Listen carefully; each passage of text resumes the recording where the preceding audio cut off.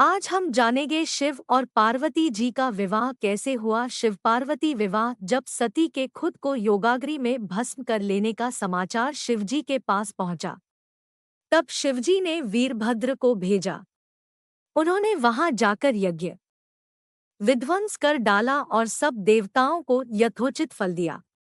सती ने मरते समय शिव से यह वर मांगा कि हर जन्म में आप ही मेरे पति हों।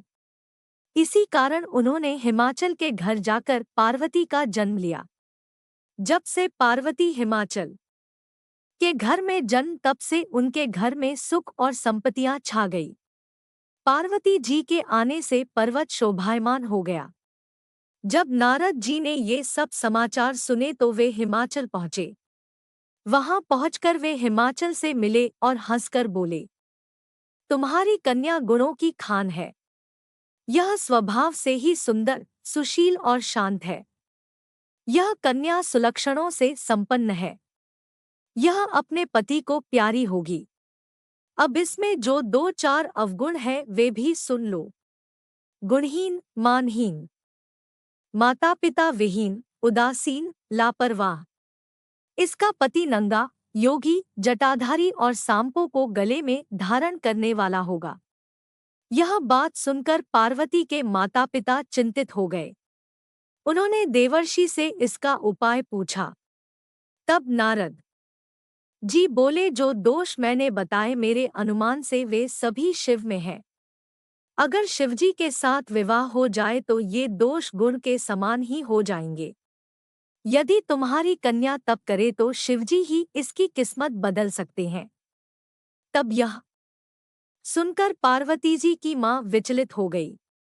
उन्होंने पार्वती के पिता से कहा, आप अनुकूल घर में ही अपनी पुत्री का विवाह कीजिएगा, क्योंकि पार्वती मुझे प्राणों से अधिक प्रिय है।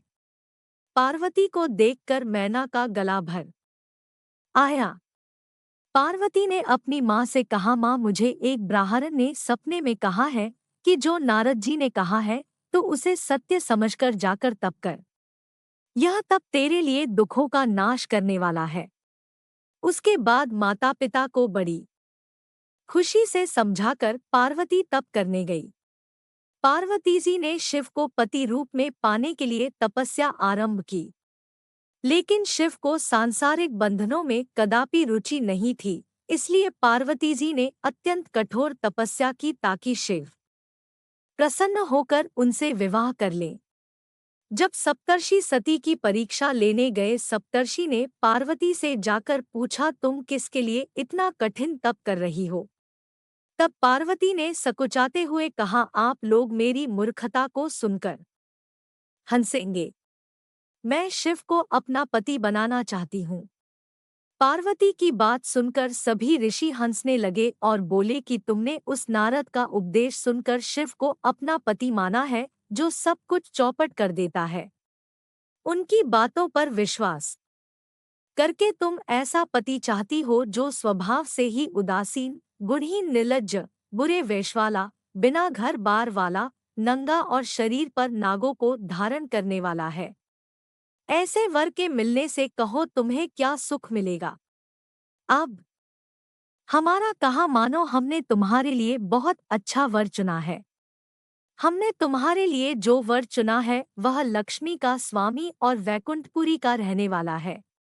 तब पार्वती उनकी बात सुनकर बोली, कहा है कि मेरा हठ भी पर्वत के ही समान मजबूत है।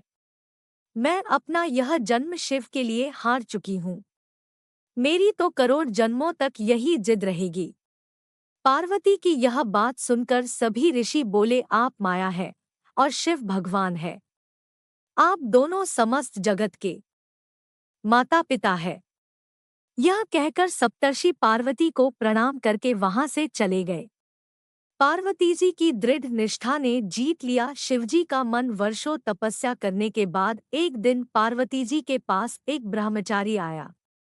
वह ब्रह्मचारी तपस्विनी पार्वती का आग्रह स्वीकार करने से पूर्व बोल उठा, तुम्हारे जैसी सुकुमारी क्या तपस्या के योग्य है?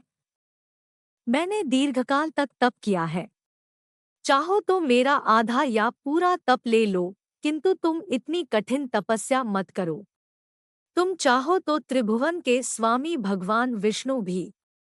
किंतु पार्वती ने ऐसा उपेक्षा का भाव दिखाया कि ब्रह्मचारी 2 क्षण को रुक गया। फिर बोला, योग्य वर में 3 गुण देखे जाते हैं, सौंदर्य, कुलीनता और संपत्ति। इन तीनों में से शिव के पास एक भी नहीं है। नीलकंठ, त्रिलोचन, जलाधारी, विभूति पोते, सांप लपेटे शिव में तुम्हें कहीं सौंदर्य दिखता है? उनकी संपत्ति का तो कहना ही क्या, नग्न रहते हैं। बहुत हुआ तो चर्म चमड़ा लपेट लिया। कोई नहीं जानता कि उनकी उत्पत्ति कैसे हुई। ब्रह्मचारी पता नहीं क्या क्या कहता रहा, किंतु अपने आराध्य की निंदा पार्वती को अच्छी नहीं लगी। अत वे अन्यत्र जाने को उठ खड़ी हुई। तब शिव उनकी निष्ठा देख ब्रह्मचारी रूप त्याग प्रकट हुए और उनसे विवाह किया। जहाँ दृढ़ लगन, कष्ट सहने का साहस और अटूट आत्मविश्वास हो, वहाँ लक्ष्य की प्राप्ति अवश्य होती है।